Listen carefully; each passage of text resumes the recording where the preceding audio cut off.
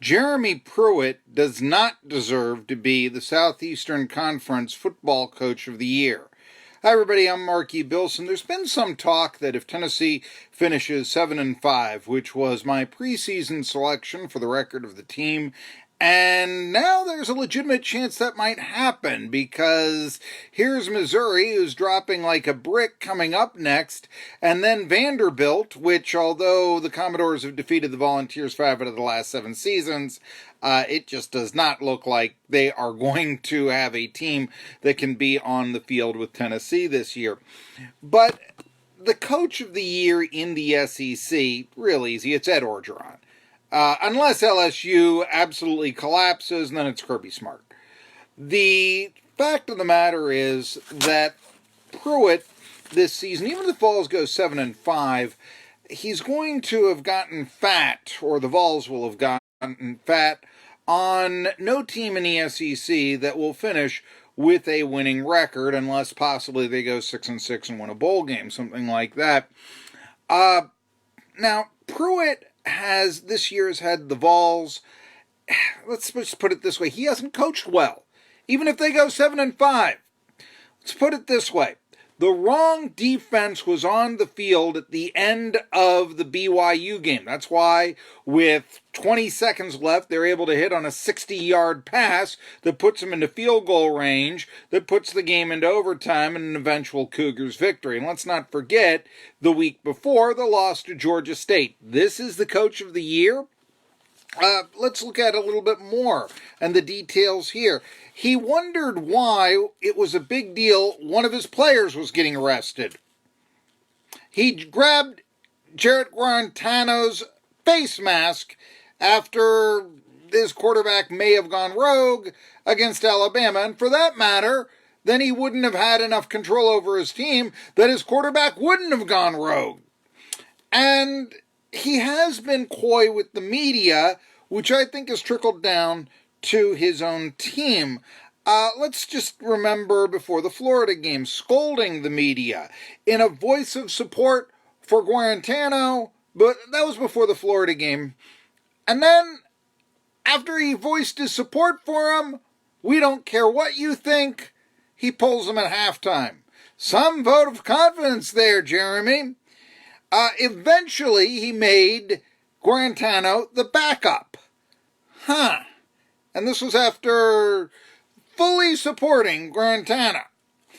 Even as we speak right now, Brian Maurer and Jarrett Guarantano are both listed as, we haven't decided one way or the other who the starting quarterback will be against Missouri. Folks, it's Guarantano. He's earned it. 7 of 8 against Kentucky, leading them back from the 10-point deficit. Come on. Guarantano has earned the starting role as quarterback at the University of Tennessee. And quite frankly, if I was Jarrett Guarantano, after this year, I would still transfer unless I was given assurances that I was going to be the number 1 quarterback, and that was it. Because he can go somewhere else and be the number 1 quarterback.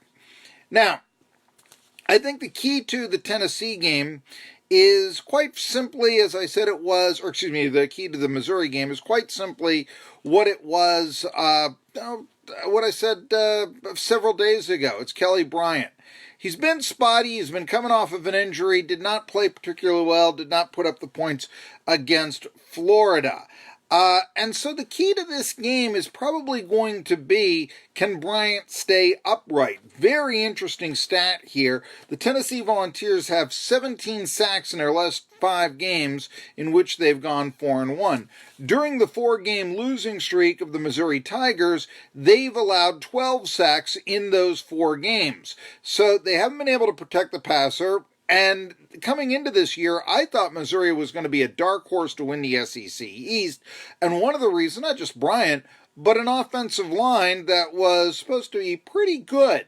Well, now they've allowed 12 sacks last 4 games. That's not good. Vols with 17 sacks last 5 games. Darrell Taylor, the linebacker with 7 sacks, I think is the key to the game for the Tennessee Volunteers. He has recorded a sack in all of the Volunteers' 4 victories against Southeastern Conference competition, and when they've lost against the SEC, he's been shut out. There you go.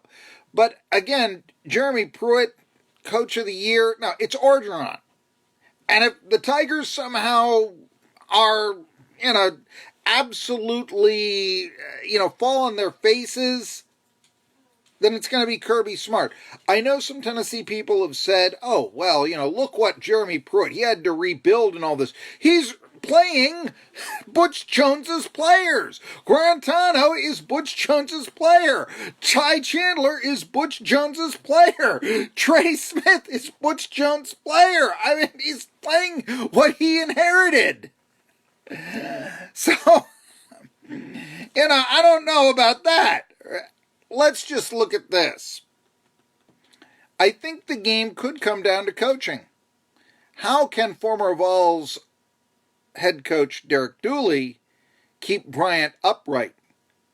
If he can figure a way to do that, then Dooley will have actually outcoached Pruitt. I'm Marky Billson.